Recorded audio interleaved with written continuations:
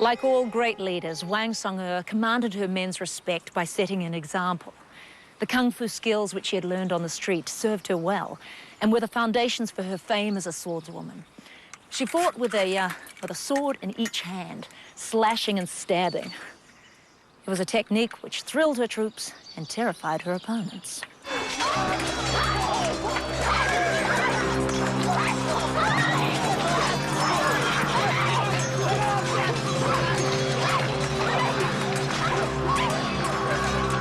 She even used this technique on horseback.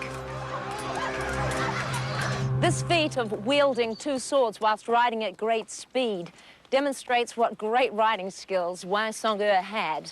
She was able to command a horse just using her legs and her feet. In fact, this skill is still widespread in northern China today.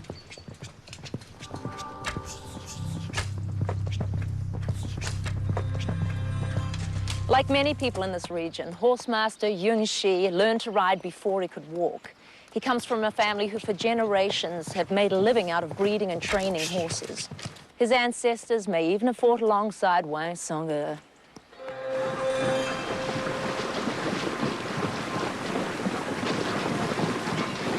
The rebel army now began their major campaign. It was a remarkable conflict. On the one side, peasants without power, led by a girl. On the other, the forces of Asia's greatest empire, led by the emperor's best generals. It should have been a walkover. But despite her youth and inexperience, Wang Song-er proved to be an extraordinary commander. She was cunning and unconventional.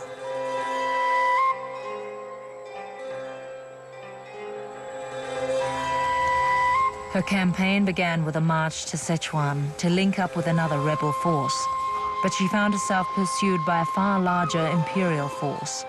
So she split her troops into squadrons of a few hundred soldiers who lay in wait and picked off the pursuers one by one. She employed an extensive network of spies and scouts who reported enemy strengths and locations. When this reconnaissance detected a weakness, Wang Song-er massed her troops and attacked.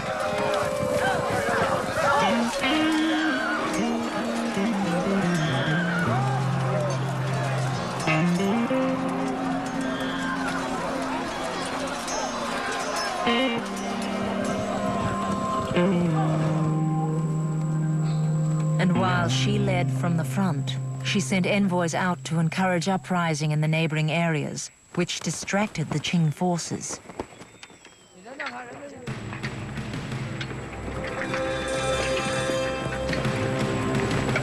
Enemy foraging parties were attacked without mercy.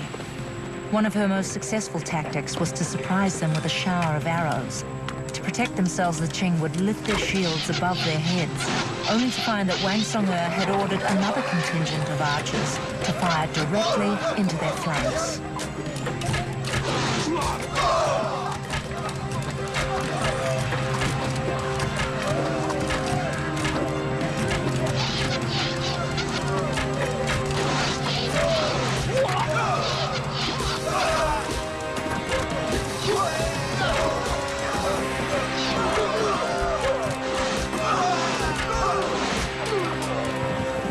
After inflicting severe casualties, the rebel army would split up again into small groups and melt away.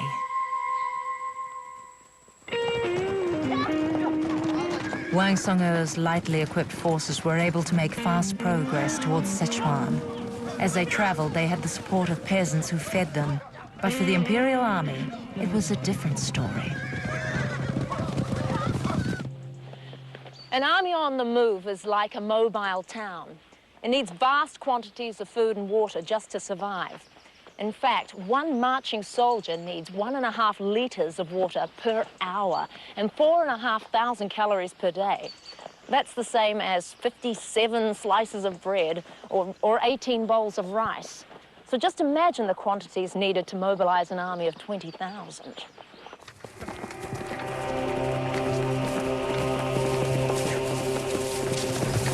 Qing commanders were dispatched in small units to raid villages for animals and water and to strip the land of crops.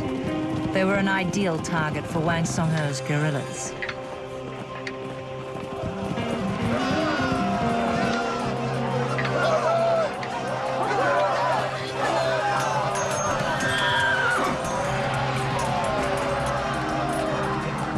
went, these foraging parties were attacked and killed. Army morale plummeted and many Qing soldiers switched over to the rebels.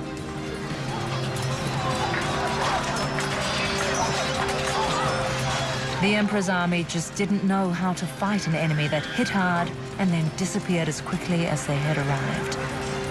This Qing force had never fought such an unconventional army and was constantly kept on the defensive, never quite knowing when the rebels would attack next.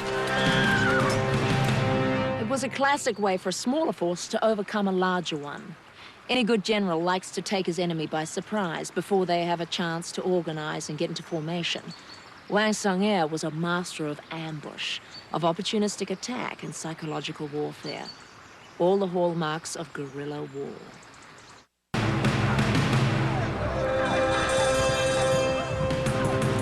The rebels would retreat to encourage a disorganized pursuit, and then suddenly turn and surprise the enemy. The mountains of northern China provided the perfect terrain for Wang Song'er's guerrilla army. The Qing force was surprised time after time by peasants who proved to be better trained than the soldiers.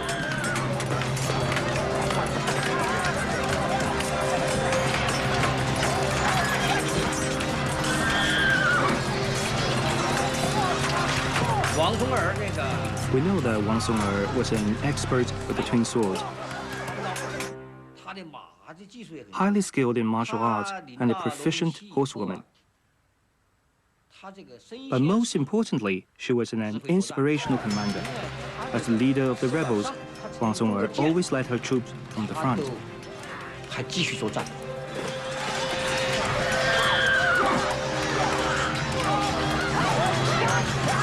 She held the respect of her troops, not just because of her bravery, but also through small gestures of kindness. There is a number of accounts of her going to the aid of her wounded comrades in the thick of battle, even shredding her own clothes to make dressings for her wounded soldiers.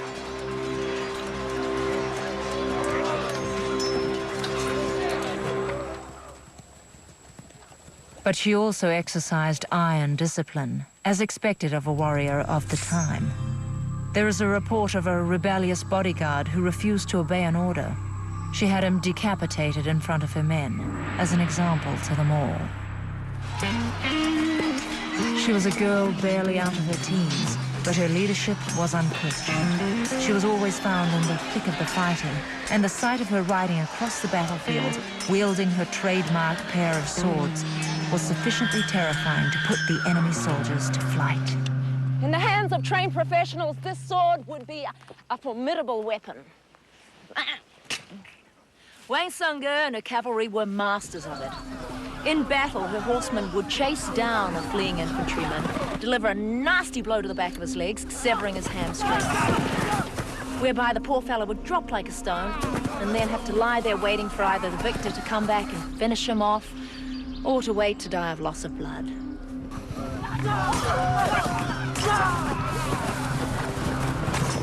Swift, well-trained horses were a vital ingredient to Wang Song'er's success. The horses of Wang Song'er's peasant cavalry were small animals like these. They've got these big wide hooves, shaggy hair and long manes. They're incredibly hardy and can cope with extreme temperatures, which is pretty important in a country where there's a 50-degree difference between summer and winter. They're also really smart. They can respond to directions given by just a rider's knee or to verbal commands, which will leave a rider's hands free for, say, shooting arrows or wielding two swords. But perhaps even more amazing is the fact that Wang Song'er's horses were trained to help out their rider in a close-quarter battle by lashing out at the enemy with their hooves and teeth.